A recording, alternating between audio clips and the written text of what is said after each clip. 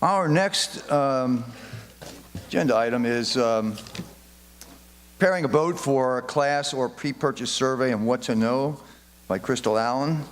And I want to tell you a little bit about Crystal. She has a very interesting and diversified background and career. She's a fifth-generation merchant marine and raised on the Jersey Shore, as I was. Crystal's first passion of life is sports, lettering in 7 varsity sports in high school.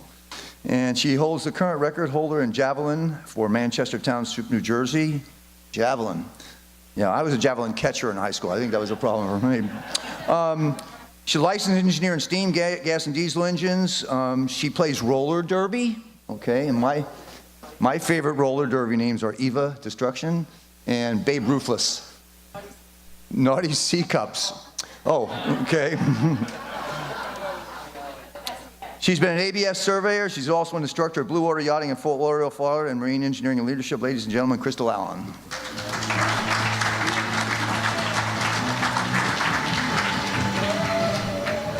Hello. So it's definitely hard to follow like a speaker like we just had, but don't worry, I'm picturing you all naked. All right. So, all right, is this thing on? All right, there we go. All right, so class societies. A lot of yacht brokers, it's the scary thing when you like call a class surveyor, like, why do we need this? Why, what is class? And that's what I get a lot. So classification societies, basically, since the Titanic, we have been building vessels to a certain standard. And then after those vessels are built, they have to be maintained. So we have these companies that are throughout the world, and they're called class societies. It's that simple. We maintain the regulations for the Coast Guard, the MCA, and further on. Why bother, and which class society is right for you? Basically, it's up to you. I mean, I work for ABS, but that doesn't necessarily mean that you have to go to ABS. There's hundreds of class societies, or dozens actually.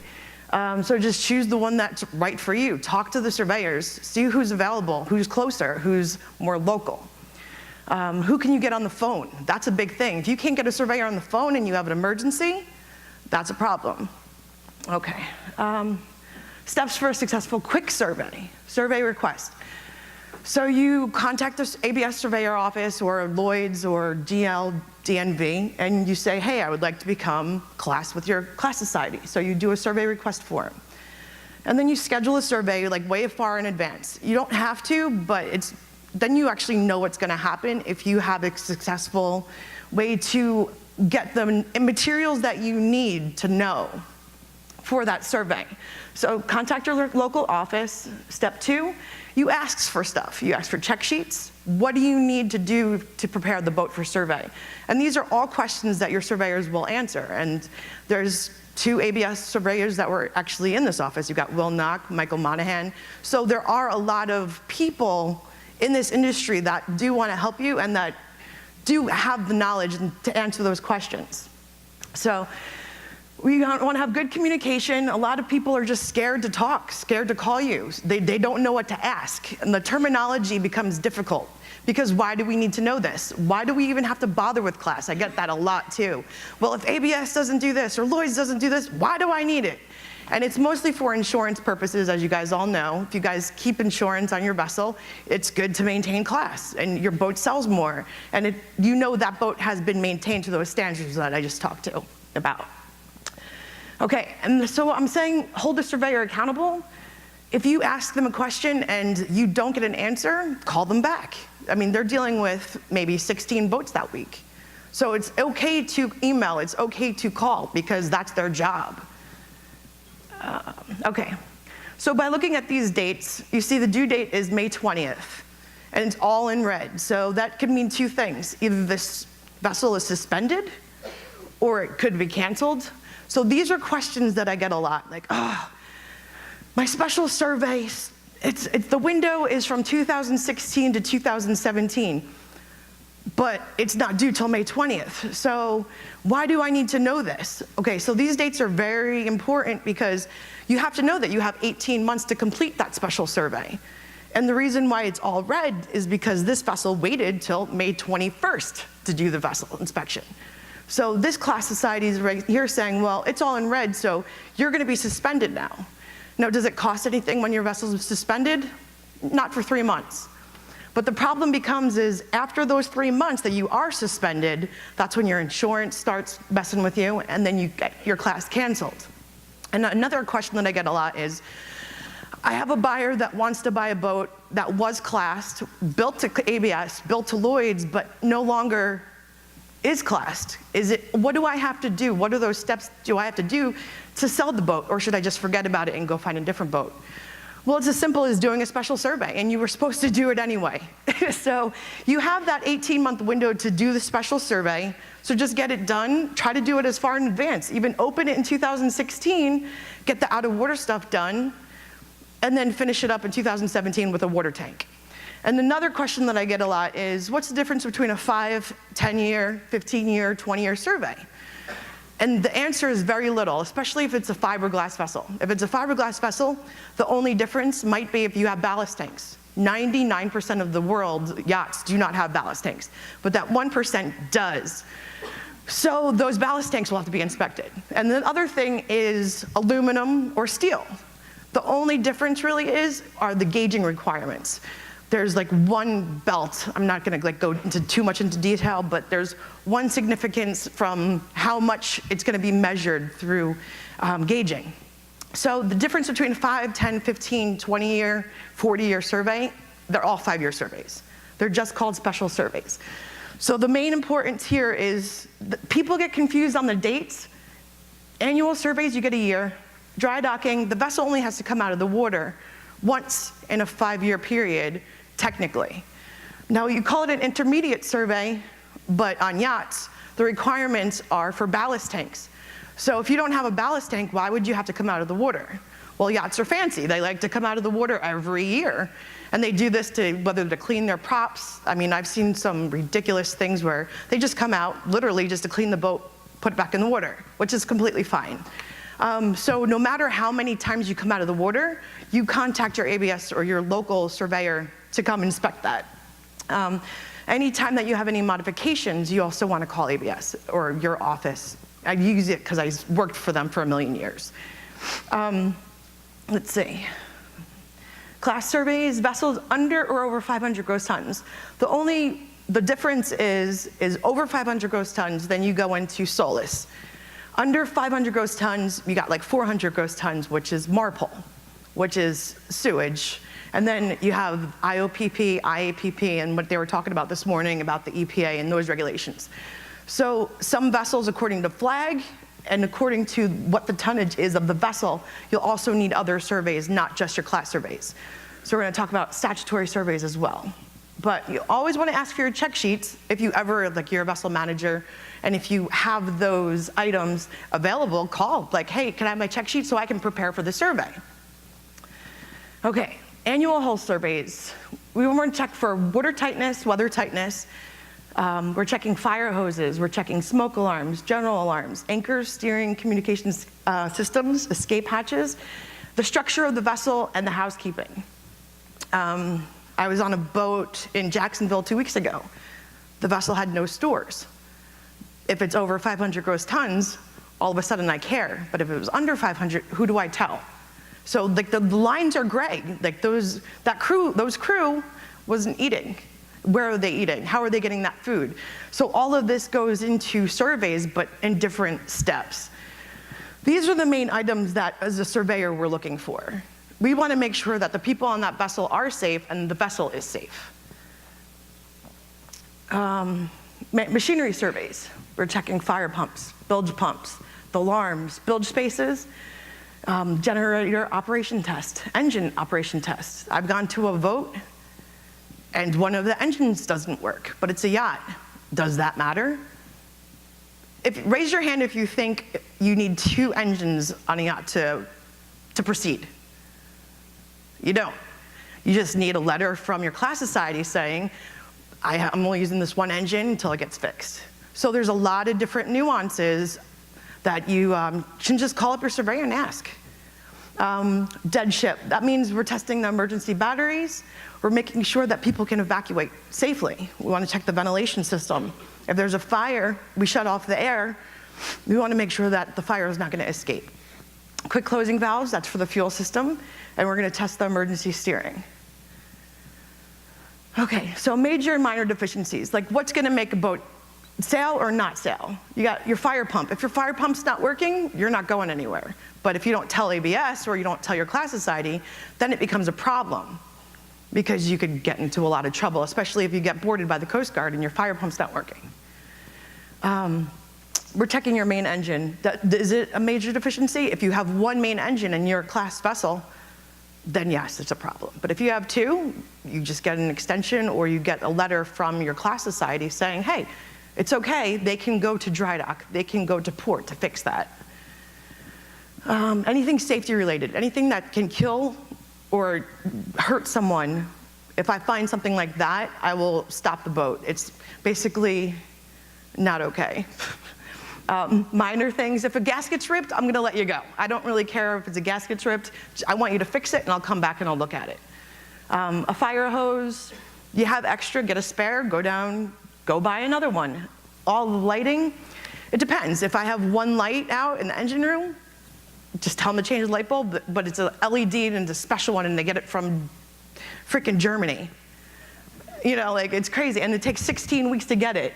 Well, get a spare light, have it installed and have it inspected. So there's a lot of different things that you could do in these situations. Nothing non-life threatening, basically, you can get away with. Okay, so this is called a status. A status is like comprised of about 45 pages for a yacht, 20 to 45 pages, and it tells you if there are any outstandings, if there's any deficiencies that you need to fix, if there's anything that the vessel's owner needs to know. The owner might not get this. This might go to Marshall Islands in a P.O. box. So there's a lot of many things, Jesus. There's a lot of good things that are in the status, but from the beginning to end, you have to know who the right owner is. Sometimes I go to a boat and the owner's not even the owner. It was the owner from 2 years ago. So you have to check the status, make sure that the registered owner is correct, make sure that the vessel's manager is correct. If so-and-so got fired and you got hired, you should be on that status. So you need a WCN number. So these are just some certain things, especially if you're managing a boat, that you should know. Owner's notes, you check the flag state's notes because those could be non-sale items, or sometimes they're overlooked, like this U.S. Coast Guard policy that came out for subchapter M. Do you really need to know this, or is this for a container carrier? So read it, understand it. If you have any questions, ask. Communication is the key. I don't care if you call me day or night, just ask me a question. I don't even care if it's about a turbocharger that you don't even have. Just call me, and I'd rather be able to answer your question than not know or get you in trouble in 2 years because that rule might have already applied to your vessel. So I guess the main takeaway from that is definitely communicate with your surveyors. They're not all scary. Check the engineering notes. Did you change a pump? Or did you change a through hole? Are there engineering requirements that the vessel might have to come out of the water for and you don't even know? So you want to check all these before your dates. Check the dates of the machinery equipment listed. If these listed dates are on your status, your vessel may be paying. So for a special survey, everything is calculated by the cylinder bore of an engine. Not too many people know that. But say you changed out your engine or you modified it or derated it to become US Coast Guard, then all of a sudden it's kind of like, you look at it, there's still the old bore, that can cost you $10,000 right there. Another thing with that is, I get a lot of questions about the US Coast Guard and load line. This is a big one. For years and years and years, the United States Coast Guard could not give an exemption. They just refused to. But as of the past 2 years, I've helped at least 2 vessels now, 2 out of the 3, become US Coast Guard with a load line. That means they could charter. And the Coast Guard finally was like, you know what? Let's just start giving out exemptions and stop giving all of our money to Marshall Islands or Cayman Islands. So they're finally slowly starting to peel back the security walls that they had. Because like say the sill height had to be 16 inches, well on a tugboat it might have to be 18 inches. And the Coast Guard was like, well it's better be 18 inches.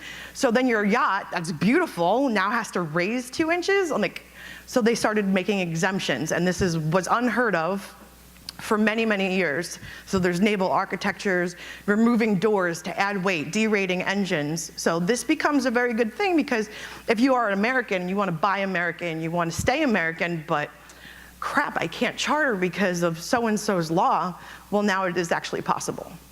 But it's very hard to do, so you have to just know the little nuances and who to talk to. Okay, statutory surveys. I'm not gonna go over this too much because you guys were like 30 minutes late. And statutory surveys, gross tons, is based off your gross tons, and I talked about the MARPOL, sewage, air pollution, and SOLAS. Okay, external specialist. I don't know if you guys can really see it. I put it in red, maybe not a good color. But these are all of the systems that have to be required to have an external specialist. Do you guys need to know that? Do you guys need to know that you have a class vessel and that fire extinguisher needed to be inspected by someone of an external specialist? Like, who are these people and why do they want my money? So do they have to be inspected every year? So these are all of the things that that class societies actually go out to these companies and say, hey, you can work on lifeboats. You can come to my boat and you can do this, or you can work for my company. And basically, ABS gives an external specialist certificate to certain companies like Fire Ranger, Verified Services, and so on to do fire. And then you got Fastmere for lifeboats, and then you have Viking for life rafts. So all of these different companies, you can't just throw any lifeboat on the boat from Walmart and just be like, oh, okay, we're cool. They have to follow the regulations. So just a little bit on external specialists, just need to know what equipment goes where and what needs to be approved. And then winding down, with class comes repairs, replacement of parts. Key things to remember, certified welders do have to be approved by these class societies. The equipment itself has to be approved. If you put a new valve on the boat, you can't just go down to boat owner's warehouse and just throw it on your boat. If it's a C valve, it has to have a certificate from that type approval from that class society. So just don't go like all willy-nilly and just start throwing stuff on the boat because it's cheaper. Let's see. Oh, and most apps, most class societies do have apps now that you just put on your phone. Like, I think it's Eagle Desktop has like their own, and you have all of the rules for free now. So there are different class societies that do have that, and I had 2 questions already. Yes, when you do any modifications, you do have to contact the engineering office. You can contact your local office, and then they contact the engineering office. Like Murray & Associates draws up the drawings and just get it stamped, and it's not that hard.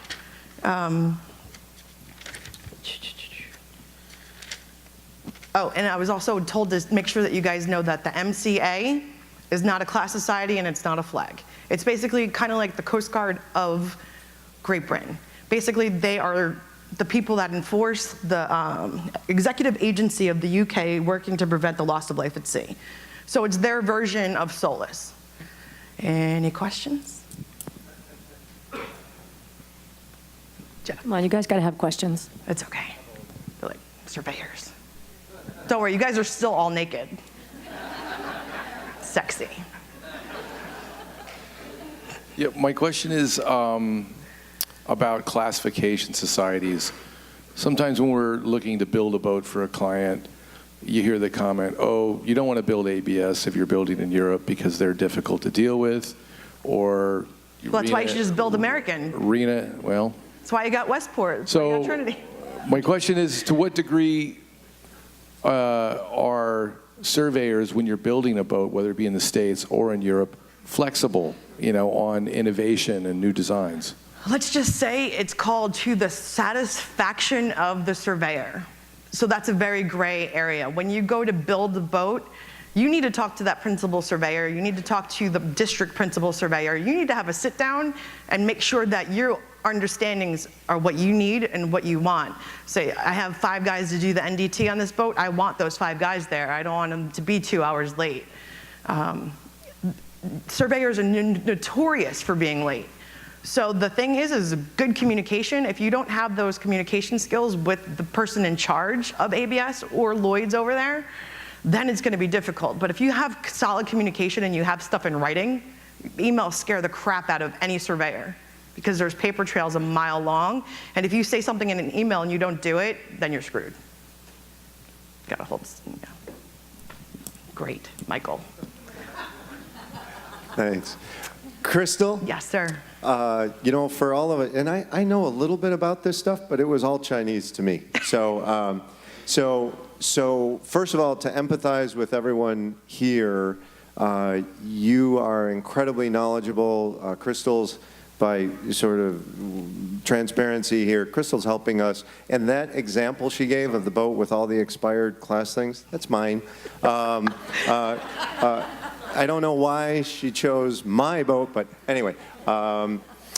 So between all the initials that go flying around and all the rest of it, I think it's really important for brokers to understand that, you know, classification societies, to try to put it in a different parlance, this is like code. You know, you want to build a house or a building, it's got to comply.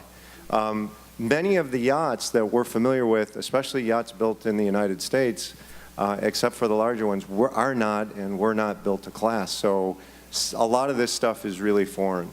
So the one thing I can tell you, as much as Crystal was kind of spitting out Chinese for a lot of us in the audience here, she really knows her stuff and knows how to walk you through that process. And even myself, who's supposed to know how to do that, we have a bit of a tricky first 5-year survey. She's helping out with that.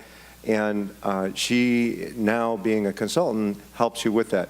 She's saying you can pick up the phone and call the Classification Society itself and get advice, but you can also, either through Crystal or someone like that, get more information before you pick up a phone and start asking what may be stupid questions.